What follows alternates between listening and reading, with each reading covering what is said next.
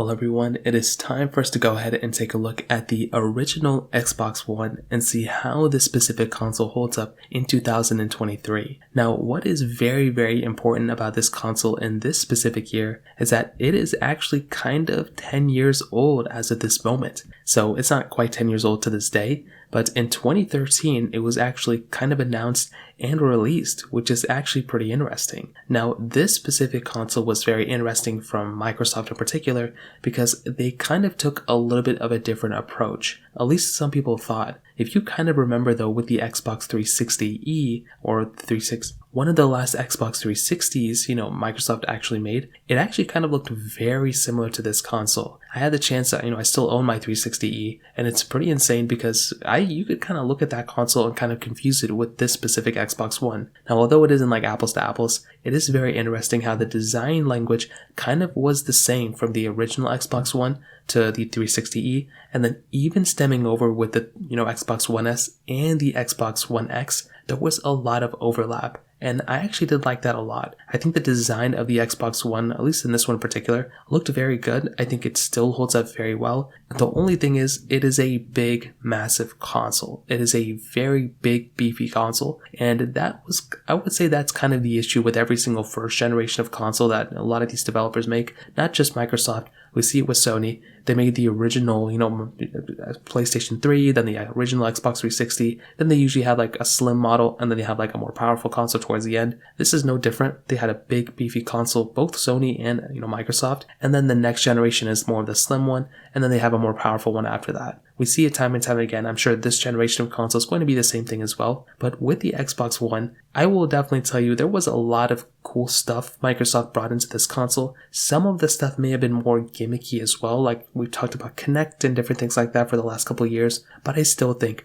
the fact that this console is still kind of relevant, the fact that you're watching a video about this console means that there are still people who are still interested in this type of console, meaning that if you kind of stem that over to this current generation of console, I want to ask the question, do you think that this specific console, the Series X, the Series S, is going to have that long of a lifespan as an Xbox One? Because I feel like even this original Xbox One, there's still some development going on for this console, and I'm sure there are still a lot of people who own this console that are still playing some games on it. It may not be as powerful as before, but it's still a very interesting thing to kind of think about. Now, on the outside of this original Xbox One, you had a very, very sleek design on it. Now, my specific Xbox One has taken a beating throughout the last couple of years, so it's definitely scratched up and whatnot, but I really did like the design of this console. So on the very front, you had the Xbox little logo on the right side, which looked very good, and you had this kind of like two-tone texture to it. So it was kind of like split in half, and on one half, you kind of had like sleek black, the other side you had like matte texture kind of,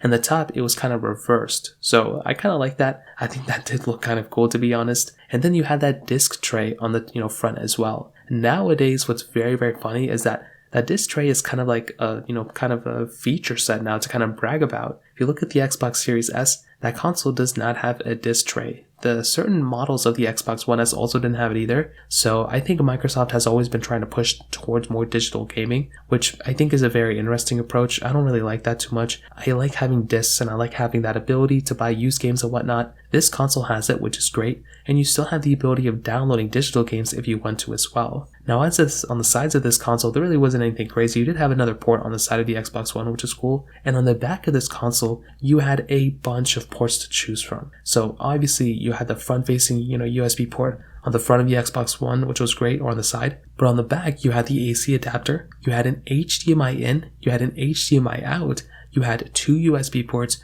you had an Ethernet port, you had two other ports as well that you could actually choose from. An Ethernet port, I think I already mentioned that. And those types of features, just that I/O, it may not be crazy to kind of think about, but it is very, very interesting considering that a lot of consoles since then only gave us like one USB port on the back and like one USB port on the front. But even more so than that, the fact that this console, and this is the craziest thing, gave us the ability of using an HDMI in and an HDMI out was actually pretty insane. So for those of you who don't know, let's say you had one monitor, right? Let's say you had one specific monitor you were using, and that one monitor has like one HDMI port within it. Well, if you wanted to, you can just connect your Xbox One to that specific console or that monitor, and you could just go ahead and plug in, let's say, like a Nintendo Switch to that back of that console, and you can now have like a Nintendo Switch going through your Xbox One and coming to your HDMI monitor just because of this console kind of acting like a pass-through. So that was I would say like a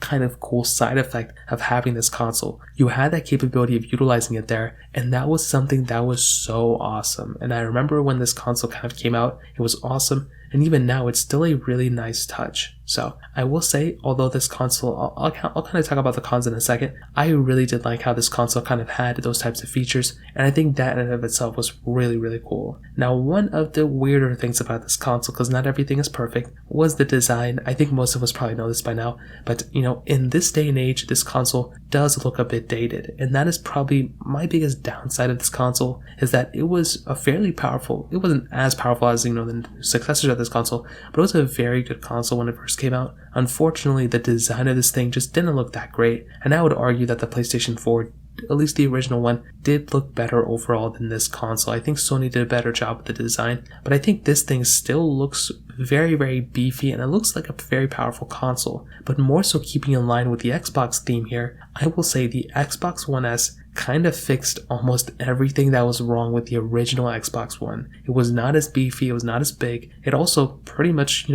kind of changed the design of that console and made it look so much more premium. In fact, I would probably argue that Xbox One S is probably my favorite looking console of all time. It looks beautiful. It's like anytime I take photos of it or whatever, it just looks so good. And that is something I love about that console. And the fact that it was like kind of the successor in a way is kind of fascinating to me too. So I will definitely tell you, when it comes down to that original Xbox One didn't look as great as the successors, but it was still a very good console for sure. Now, there were tons of games that came out for this console as well, and even nowadays, although a lot of the development has kind of ceased to exist, mostly because of the successor of this console, which is expected, I still have stated that the future of this console, meaning that starting from 2013 even up until now, it had kind of a longer lifespan, I think, and it still has a lot of power within it, compared to things like the Xbox 360. I feel like the 360 had a good lifespan as well, but you can tell that the 360, even 10 years after its lifespan, it was kind of done, to be honest. With this console, even 10 years later, it still holds up